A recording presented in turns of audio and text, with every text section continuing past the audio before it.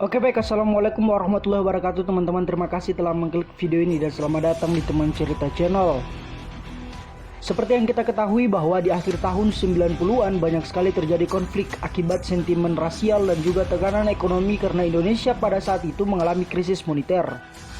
Seperti yang terjadi di Ambon, Kalimantan Selatan, tepatnya di kota Banjarmasin juga terjadi peristiwa kelam yang memakan banyak korban jiwa.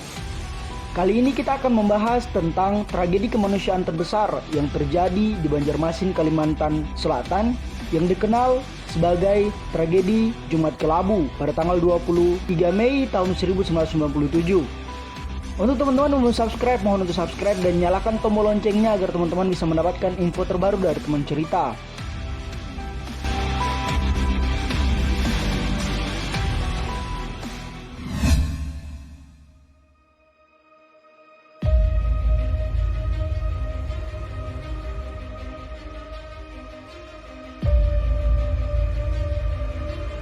Pada tanggal 23 Mei tahun 1997, bertepatan dengan hari Jumat, dalam rangka penyambutan pemilu tahun 1997, akan ada acara besar yang dilangsungkan di pusat kota.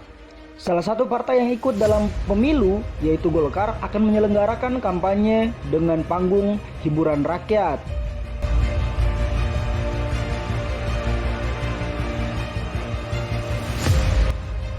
Mulai sekitar pukul jam 9 pagi, kegiatan kampanye sudah semarak, warna kuning ada di mana-mana. Golkar membagikan sapu tangan bergambar beringin dan bekal nasi bungkus, masing-masing berjumlah 10.000. Sasaran kampanye ini ialah para buruh, tukang becak, tukang ojek, dan masyarakat yang pro terhadap Golkar.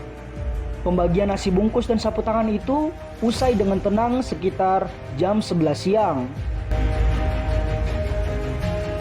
Pada sekitar pukul jam 12 siang atau tengah hari, umat Islam menjalankan ibadah sholat Jumat.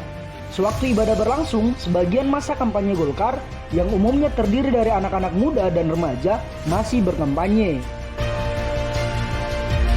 Mereka berputar-putar keliling kota dengan menaiki sepeda motor.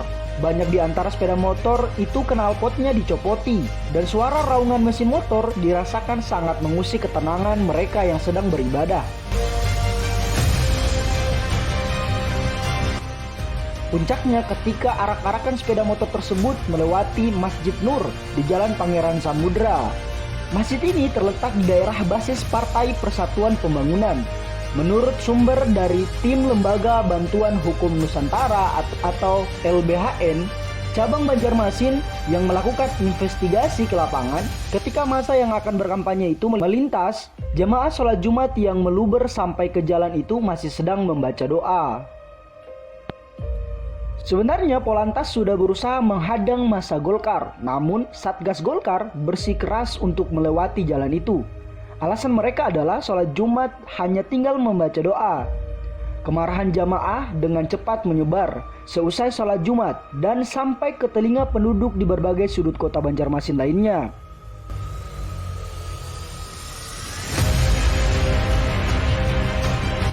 Usai sholat Jumat terjadilah kerusuhan di depan kantor DPD Golkar Kalsel. Kabar itu segera tersiar dan massa berdatangan tanpa bisa dibendung. Mereka akhirnya bentrok dengan Satgas Golkar yang rata-rata berasal dari organisasi pemuda Pancasila dan FKPPI. Karena massa terlalu banyak, Satgas Golkar terpaksa mencari jalan selamat. Namun akibatnya ada 6 mobil peserta kampanye Golkar yang dibakar.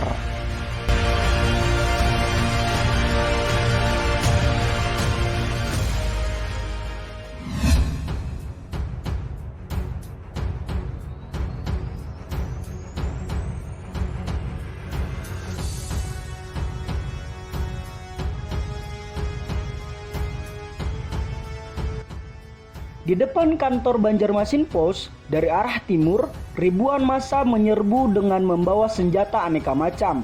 Mereka berlari-lari ke arah lapangan Kamboja, tempat kampanye Golkar akan dilangsungkan.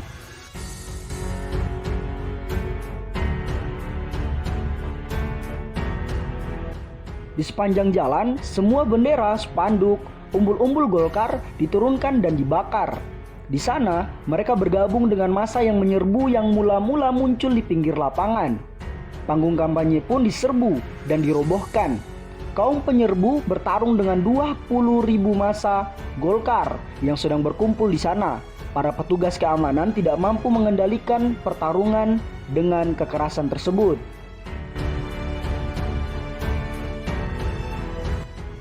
Sebuah rumah ibadah yaitu gereja HKBP yang terletak di dekat kantor Banjarmasin Pos mulai terbakar. Mobil pemadam kebakaran yang berusaha mencegah menjalarnya api ke gedung Banjarmasin Pos terpaksa pergi karena petugasnya dikalungi celurit oleh massa. Namun api tidak jadi melalap kantor Banjarmasin Pos. Sebagian massa menyerbu Hotel Istana Barito. Di sana mereka berhadapan dengan ribuan massa Golkar yang berkumpul di depan hotel, sedang bersiap-siap untuk kampanye sore itu. Dari arah barat tiba-tiba muncul ribuan massa lain, sebagian mengenakan kaos hijau dan atribut P3. Dengan senjata tajam dan apa saja, mereka menyerbu massa di depan hotel. Mobil-mobil yang kebetulan ada di sana hancur luluh lanta. Kaca-kaca hotel pecah dilempari batu.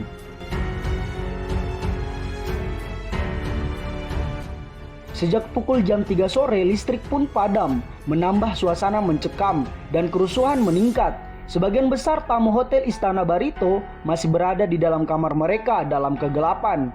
Tiba-tiba, satpam hotel mengedori pintu-pintu kamar dan berteriak, "Kebakaran!" Para tamu pun berhamburan keluar, menyelamatkan diri masing-masing dengan cepat. Kerusuhan menjalar kemana-mana. Massa terus melakukan perusakan sambil meneriakkan yel-yel P3. Beberapa orang mengenakan atribut PDI. Suasana semakin kalut. Massa merusak dan membakar mobil-mobil pribadi yang ditemui di jalan raya dan menjarah isinya. Sebuah mobil meledak. Setelah kebakaran terjadi di jalanan, di depan Mitra Plaza beberapa mobil segera bergelimpangan. Sebagian terbakar. Seorang wanita yang sedang bersepeda motor dengan hanya mengenakan bra di bagian atas karena kaos Golkarnya dirampas oleh massa. Di jalanan, batu-batu berserakan, pecahan kaca bertebaran di mana-mana. Di jalanan, fasilitas umum dihancurkan. Massa juga merusak dan melempari ruko-ruko yang berderet sepanjang jalan. HM Hasanuddin sampai Jalan Ahmad Yani, kawasan Sudi Mampir, Jalan MT Haryono dan Jalan Pangeran Samudra. Di dalam kompleks Mitra Plaza, dengan persetujuan dari manajemen di Jakarta, pimpinan TB Gramedia memutuskan untuk menutup toko dan karyawan diminta segera pulang meninggalkan lokasi kerja. Semua pulang dengan catatan tidak memakai atribut P3 manapun. Di depan plaza, petugas mulai menutup jalan dan membuat pagar betis untuk melindungi kompleks pertokoan itu. Namun, ribuan massa tidak terbendung. Mereka merangsek ke depan, memecah pagar betis petugas, memecah kaca-kaca etalase, masuk ke dalam gedung, dan menjarah apa saja yang bisa diambil. Gas air mata yang disemprotkan petugas tidak mampu menahan mereka. Hingga saat itu, Mitra Plaza baru dirusak, tetapi belum terbakar. Kemudian sebuah sedan putih didorong dan ditabrakan ke kaca etalase Toy Kids di lantai dasar, sebelum akhirnya mobil itu terbakar. Api segera menyebar ke seluruh gedung.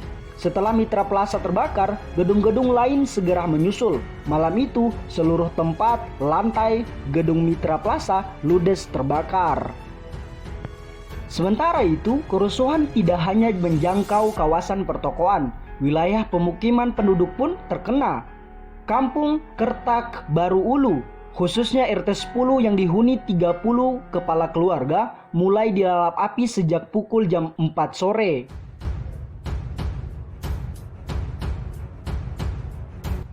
Kawasan pemukiman ini berlokasi di belakang Jalan Pangeran Samudra. Api mulai berasal dari kelenteng yang segera menjalar ke rumah-rumah yang terletak di belakangnya. Api bahkan menjalar ke asrama POM ABRI yang hanya terpisah oleh sungai selebar 3 meter dari Kertak Baru Ulu.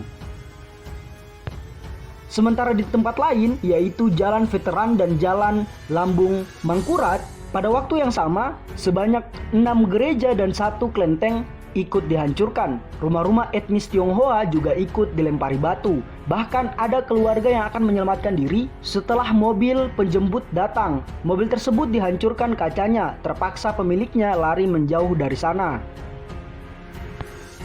Sekitar pukul jam 5 sore, waktu setempat, massa bergerak kembali ke arah DPD 1 Golkar. Tetapi tidak langsung ke sana, mereka mampir kembali di Junjung Buih Plaza. Genset Junjung Buih Plaza dibakar dan gedung 8 lantai tersebut akhirnya terbakar. Sebuah hotel di gedung itu, Hotel Kalimantan. Mulai sekitar jam 6 sore, bagian belakang gedung Anjung Surung mulai mengumpulkan asap. Api membakar habis apotek Casio yang terletak di belakang gedung ini. Saat itu, orang-orang di berbagai kampung pun mulai gelisah dan mulai melakukan pengamanan masing-masing. Mereka semua keluar rumah, menjaga setiap gang dan jalan-jalan masuk, lengkap dengan senjata tajam berupa mandau, samurai, dan cerurit. Penjagaan dilakukan semalam suntuk, karena mereka mendengar isu yang mengatakan bahwa Golkar akan mengadakan serangan balasan. Pada pukul jam 8 malam, massa beramai-ramai ke arah supermarket Mitra yang merupakan pusat pertokoan terbesar di Banjarmasin. Letaknya di Jalan Sumatera. Di gedung berlantai 4 ini banyak terdapat toko-toko elektronik, komputer, diskotek, ruang pertemuan, ruang pamer mobil mewah, toko buku Gramedia, KFC, bioskop 21, dan sarana hiburan anak-anak. Massa berhasil masuk dan menerobos blokade keamanan. Isi gedung dijarah dan dibawa lari. Gedung itu sendiri telah dibakar sekitar pukul jam 8 dan api menyala sampai jam 9 pagi. Massa terus mengamuk dan mengobrak-abrik isi gedung.